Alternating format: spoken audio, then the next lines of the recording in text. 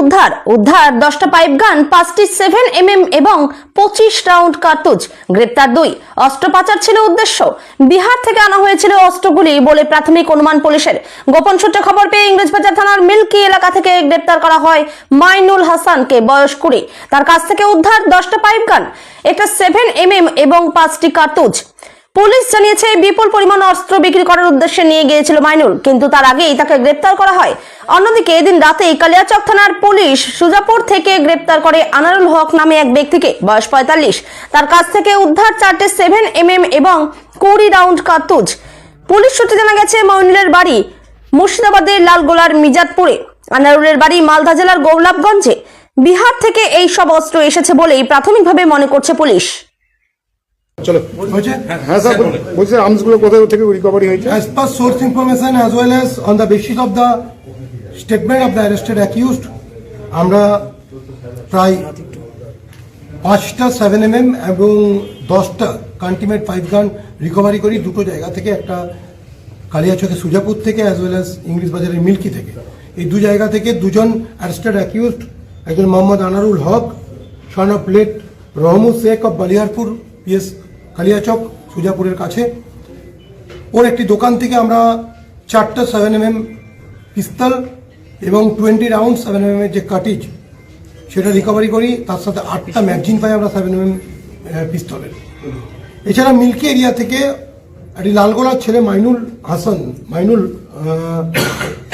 Hasan yes son of Saidur Rahman, এর বাড়ি হচ্ছে মির্জাদপুর পিএস লালগোলা।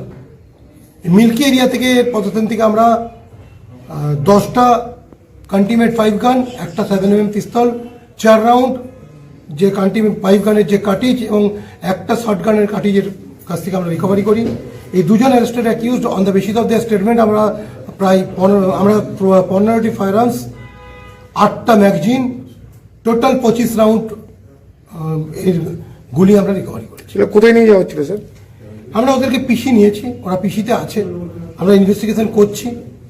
একজন লালগোলা থেকে এসেছে, একজনের বাড়ি সুজাপুরে, তাকে আমরা ইন্টারসেপ্ট প্রথমে করি গোলাপগঞ্জ এরিয়াতে, আর এটা মিল্কি থেকে আমরা রিকভারি করেছি। প্রাইমারিলি যেটা জানতে পেরেছি এরা আর্মসগুলো বিক্রি করার উদ্দেশ্যে এসেছিল, সার্কুলেট করার উদ্দেশ্যে এসেছিল।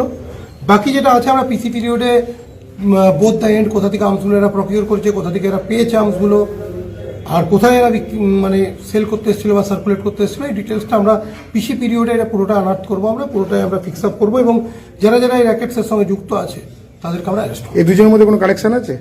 এই দুজনের মধ্যে অ্যাজ সাচ আমরা কোনো কানেকশন পাইনি। এই দুজন আলাদা আলাদা ব্যক্তি। আমি আবার বলছি দুটো আলাদা ইনসিডেন্ট আছে।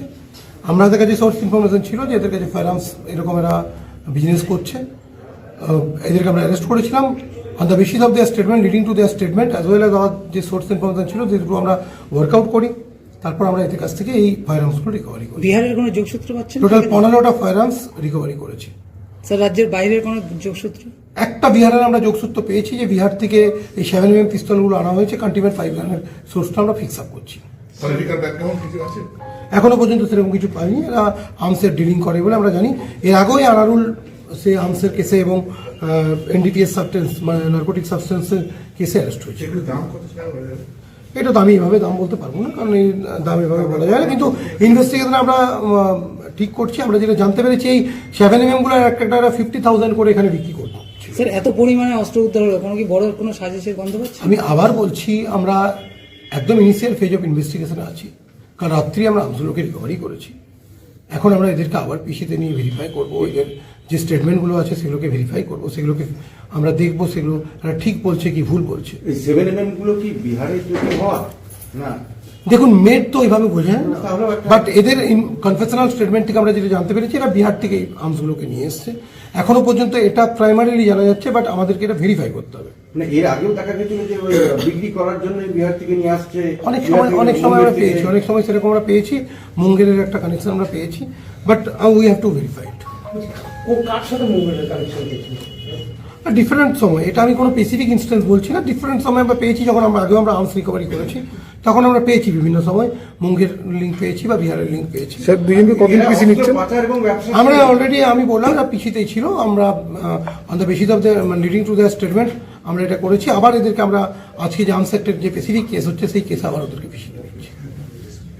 ঠিক আছে